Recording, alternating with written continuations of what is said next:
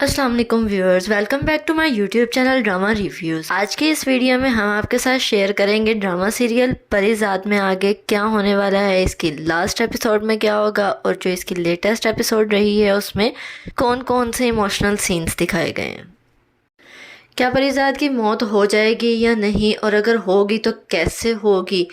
کوئی اس کا قتل کر دے گا یا یہ کسی مرض میں مبتلا ہو کر مر جائے گا، اور اگر نہیں مرتا تو اس کے ساتھ کیا ہوگا، لاسٹ ایپیسوڈ میں کیا ہونے والا ہے، اس سب کے بارے میں بات کریں گے۔ تو گائز جلدی جلدی میرے چینل کو سبسکرائب اور اس ویڈیو کو لائک کر دیں۔ یہ ڈرامہ پری زاد کے باڈی لینگویج کے چینجز کی وجہ سے ایپیسوڈ ٹو ایپیسوڈ بہت زیادہ انٹرسٹنگ ہوتا جا رہا ہے، جس کو دیکھنے میں اور بھی مزہ آ رہا ہے۔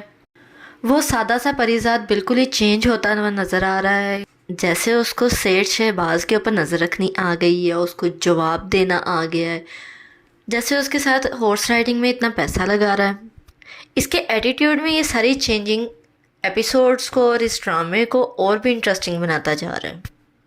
آگے چلتے ہیں، ناہید کے کریکٹر کی بات کرتے ہیں کہ ناہید کا کریکٹر کیسا ہے۔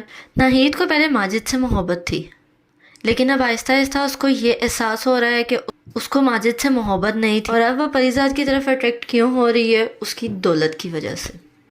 جب ناہید پری زاد کے پاس اس کے گھر آتی ہے تو اس کے سامنے رو رو کے اس کی ہمدردی سمیٹنے کی کوشش کرتی ہے، تو بہت ہی خوبصورت الفاظ بول کر پری زاد نے اس بات کا جواب دیا، میں نے تو ہمیشہ سے ایک پیار کی نگاہ کی طلب کی ہے، جو کہ مجھے آج دن تک نہیں ملی۔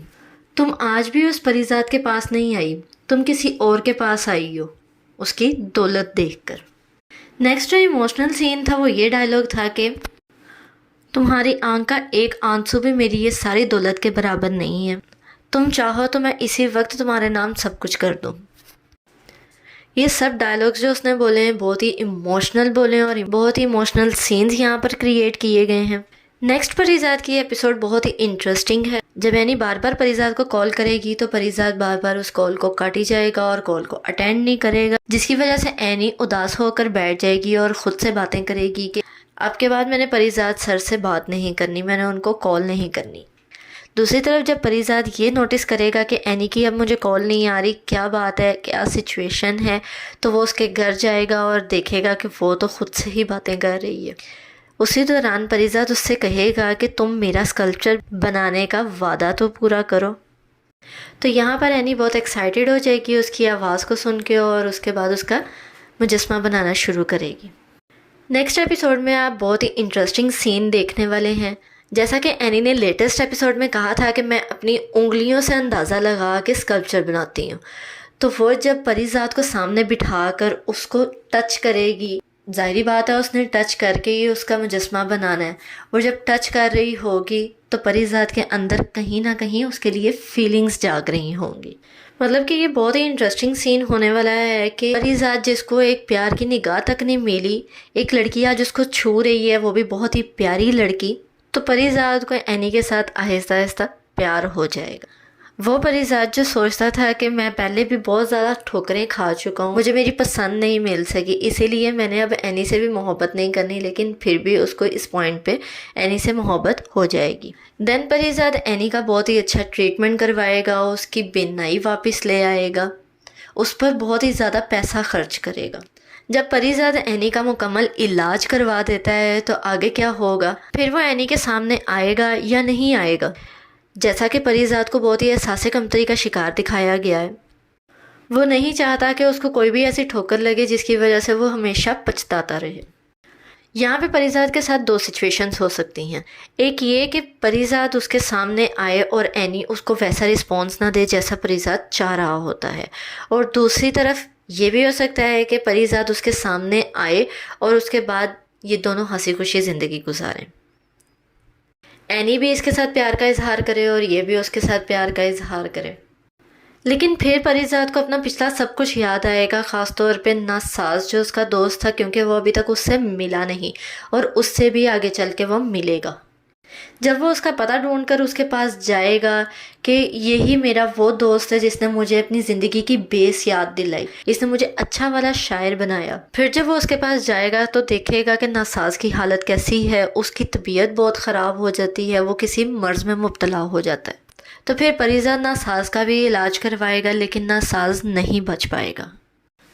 गाइज, आपको याद होगा एक बबली बदमाश का भी करैक्टर, यहाँ पर उसको भी दिखाया जाएगा लास्ट एपिसोड में कि वो किस हालत में है। उसको कहीं से परीजाद का पता चलेगा कि परीजाद अब कितना अमीर हो चुका है, और आपको दिखाया जाएगा कि जो बबली बदमाश थी वो वापस साइमा बन चुकी है, जो उसकी असल शनाख्त थी। बिल्कुल वो एक नॉर्मल लड़की बन चुकी है, अपने पेरेंट्स के साथ होगी अपने घर। एक ऐसा फेस दिखाया जा सकता है कि जहाँ पे वो लड़की परीजाद को दिन रात सोचती है और उससे मोहब्बत करती है और उससे मिलना चाहती है। लुबना का जो करैक्टर था, लुबना की मूवी कास्ट करने में परीजाद ने काफ़ी पैसा इन्वेस्ट किया, जो कि उसकी मूवी बहुत हिट जाएगी और उसकी माँ उससे कहेगी कि वो इंसान जिसने तुम्हारी इतनी मदद की और तुम्हारे लिए इतना कुछ किया, तुम उसके बारे में क्यों नहीं सोचती, तुम उससे शादी कर लो। यहाँ पर लेटेस्ट एपिसोड में भी नाहीद को जो परीजाद ने इमोशनल डायलॉग्स बोले, जो कि उसके दिल को घर कर गए, और उसको भी परीजाद से सच्ची मोहब्बत हो जाती है। लास्ट एपिसोड में आपको दिखाया जाएगा कि इन सारी लड़कियाँ, जितनी भी आपको इस ड्रामे में लड़कियाँ दिखाई गई हैं, लैला सबा को निकाल के, ये सब के सब परीजाद के पीछे दीवानी हो जाएंगी। इस पॉइंट पे परीजाद किसी एक को भी चूज़ नहीं करेगा। परीजाद के लिए इतना ही काफ़ी होगा, जिस लड़की को उसने चाहा वो सब उसको आखिर में चाहती हैं, और उसको वो एक प्यार की निगाह मिल गई जिसकी हमेशा उसको तलाश रही। लास्ट एपिसोड में आपको परीजाद के दुश्मनों का भी दिखाया जाएगा। कहीं पर सेठ शहबाज को और परीजाद के मुख्तलिफ मुखालफिन को अपने बिजनेस में बहुत बड़ा लॉस होगा, और उस लॉस को परीजाद रिकवर करेगा, जिसकी वजह से ये उनके दिलों में घर कर जाएगा। और फिर सेठ शहबाज परीजाद से आकर अपने बिहेव की माफ़ी मांगेगा।